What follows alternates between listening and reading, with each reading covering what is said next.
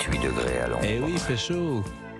On est le 2 octobre. Il n'y a plus de saison, ma bonne dame. Aucune. 35 degrés vers Bordeaux cet après-midi quand même. Mais c'est régulier ces dernières années. Moi, j'ai l'impression qu'il fait parfois plus beau en septembre et début octobre que le 15 juillet. Oui. Donc, bon, nous sommes. Et alors, est-ce que c'est une bonne nouvelle ou pas? Pour certains, j'imagine. En tout cas, pardonnez-moi, pour notre ami Nicolas Daillot, qui est président de la Fédération nationale de l'hôtel de plein air, qui est gérant d'un camping dans le Morbihan.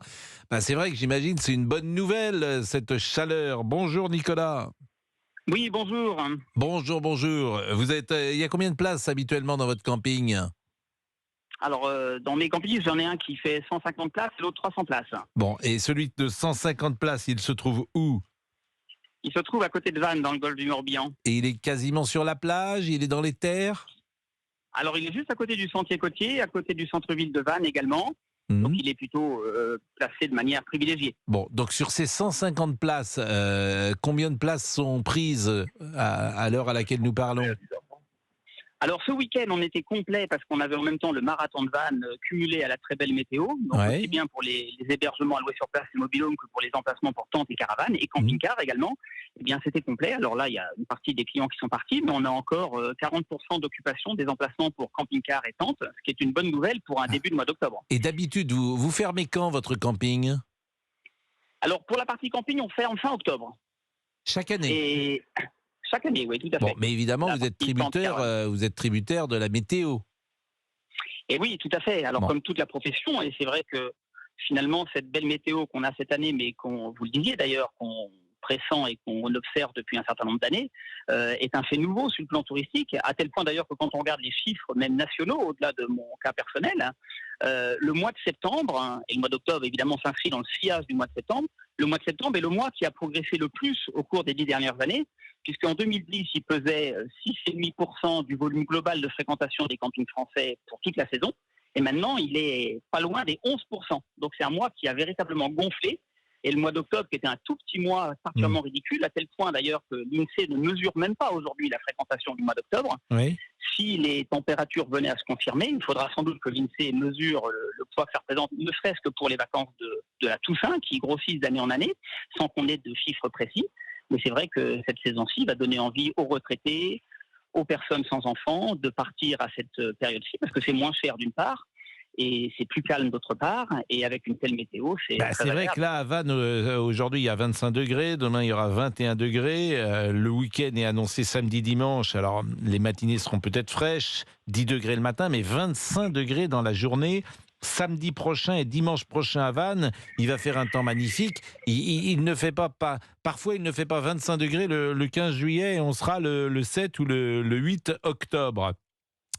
Vous ne le répéterez pas, mais sous couvert évidemment des météorologues qui nous écoutent, 25 degrés, c'est au-dessus de la température moyenne au cœur de l'été en Bretagne. Bien sûr. Ce qui est intéressant également, c'est le prix. Aujourd'hui, par rapport à la pleine saison de juillet-août, c'est 50% moins cher? C'est moins que 50% moins cher. Une semaine en chalet ou en mobil-home actuellement, c'est entre 250 et 300 euros. Oui. L'été, c'est combien? Comment? L'été, c'est combien? L'été, entre le plus cher et le moins cher, c'est entre 500 et 900 euros la semaine. Ouais, donc c'est quand même... C'est 1 pour 3. Oui, alors c'est vrai qu'il faut pouvoir programmer forcément ses vacances en octobre, ce qui n'est pas simple. Si nous, on dit qu'on part en octobre, ça ne va pas être, je pense, une possibilité. Mais c'est vrai que partir... Quand on a la chance de vivre à contre-temps, c'est formidable, soit parce qu'on est retraité, soit qu'on soit en vacances la semaine et travailler le week-end. Je trouve qu'il y a beaucoup d'avantages parce qu'il y a moins de monde, tout simplement, c'est plus agréable. Et puis Vannes est une merveilleuse région pour faire aussi du shopping, pour aller dîner le soir. Il y a une qualité de restauration. C'est pas toujours donné. Simplement, c'est une ville touristique, Vannes. C'est ça qui peut freiner peut-être les touristes. Nicolas. Oui, et puis au-delà de ça, on voit des phénomènes nouveaux arriver. C'est-à-dire, évidemment, en après-saison, traditionnellement, depuis des décennies, ce sont les retraités qui garnissent les campings. Les étrangers aussi, puisque la fréquentation étrangère en France dans les campings est plus élevée en après-saison que sur le cœur de l'été, où évidemment les Français sont très majoritaires. Mais il y a des phénomènes nouveaux qu'on constate. D'ailleurs, il y a des campings aujourd'hui qui développent des espaces de coworking, puisqu'il y a des Français qui, en télétravail, préfèrent se mettre au vert ou en bord de mer pendant justement les semaines ensoleillées, quitte à travailler la journée grâce à une bonne connexion Wi-Fi, d'où l'importance que le Wi-Fi, évidemment, soit bien couvert sur le territoire rural national, et arrive à mêler l'utile et l'agréable. Ils travaillent la journée et ils vont en bord de mer le soir. Bon, merci beaucoup Nicolas, et puis passe une excellente journée du côté de Vannes. Je vous envie pour ça tout donne vous envie dire. de partir. Voilà, en plus, je partirais bien en Bretagne. Bien sûr, Géraldine elle est de Bretagne et moi je suis pas loin, donc je suis pas loin de Vannes, donc c'est vrai que c'est tellement formidable le soleil et d'être comme ça sur la plage. J'imagine il y a personne sur la plage. Bon, merci beaucoup.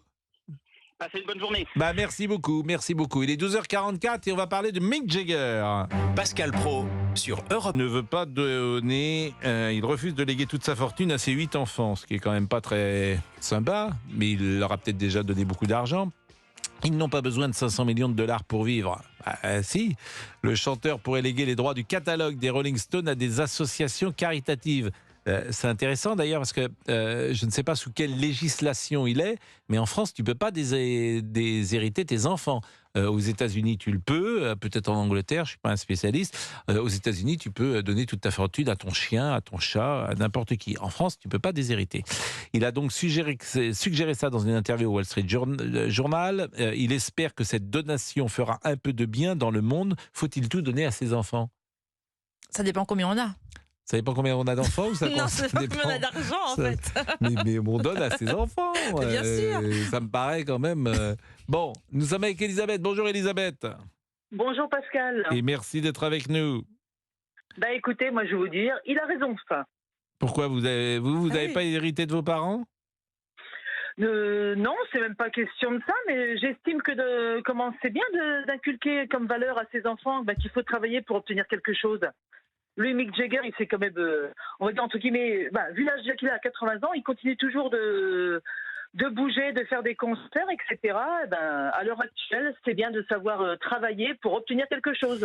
Oui, mais on travaille pour ses enfants aussi, quand même. Pas forcément. Enfin, quand on peut, je veux dire, nous en France, par exemple, ça devient dur, à part ceux qui ont vraiment des bons salaires, etc. Mais on va dire la plupart des Français, ils vont faire avec ne pas pouvoir donner quoi que ce soit à leurs enfants, en évitant principalement de leur laisser des dettes. Parce que ça devient dur actuellement. Enfin, chacun fait ce qu'il veut d'abord, bien évidemment, et puis peut-être qu'il les a formidablement aidés toute sa vie. C'est ce que je pense aussi. Bon, mais si j'étais l'enfant de Mick Jagger, ma vie aurait été différente, sans doute. Mais si, par exemple, j'apprenais que mes parents, préféraient donner à des associations, je serais un peu ennuyé. Mes parents, ils sont de 35 et 38. Je leur dis, dépensez tout, faites ce que vous voulez. Nous, on n'en a pas besoin, il n'y a pas de souci, etc. Mais s'ils le donnent à quelqu'un d'autre... Oui, mais moi, je veux dire, je préfère qu'ils le gardent pour eux. S'ils le dépensent pour eux, il n'y a aucun souci. Mais s'ils le donnent... En plus, à des associations, je suis un peu méfiant, pour tout vous dire, parfois, parce que cet argent, je ne suis pas sûr qu'il soit... Bon, on n'est pas sur ces sommes-là. On n'est pas sur 500 millions de dollars. Pascal, à l'heure actuelle, on fait en sorte d'aider sur le moment présent nos enfants. C'est quand ils sont jeunes, là, comme ça. Je veux dire, apparemment, Mick Jagger, il n'est pas encore prêt de casser sa pipe. Il a encore de l'endurance. Il est bien... Voilà, mais je veux dire, c'est vrai qu'il faut quand même que les jeunes... Maintenant, on va dire, on est tributaires de tout. Il faudrait que, obligatoirement... Mais vous avez des enfants, Elisabeth ?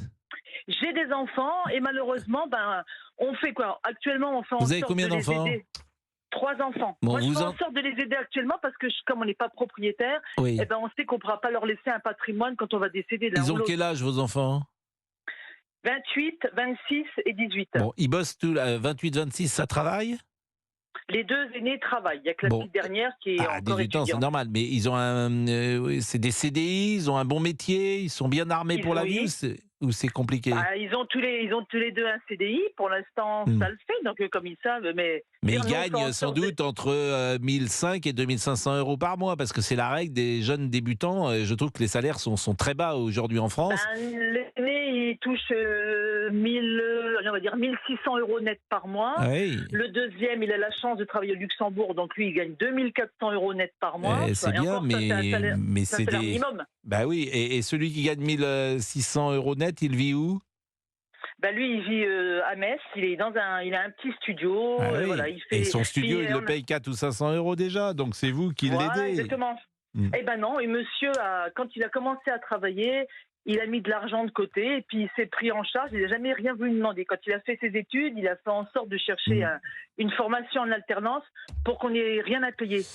Bon, bah écoutez, ça, il a raison. Faut parfois se débrouiller tout seul. C'est pas forcément une mauvaise solution. Il est 12h49 et après, je vous parlerai d'un des amis de Monsieur Boubouk, que vous connaissez, j'imagine, Warren Buffett. Warren Buffett? Vous le connaissez, Warren Buffett? Non, dites-moi. Qui est-ce Warren encore?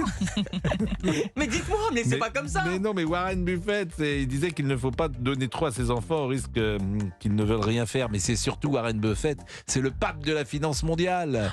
Il n'a jamais vendu une action.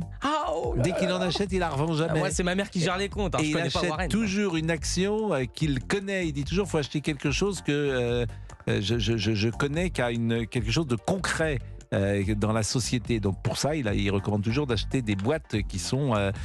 c'est une forme de bon sens. Si vous achetez... Acheter des boîtes. Des actions, pas des Pas des boîtes boîtes de conserve. pas des boîtes de conserve. Des entreprises.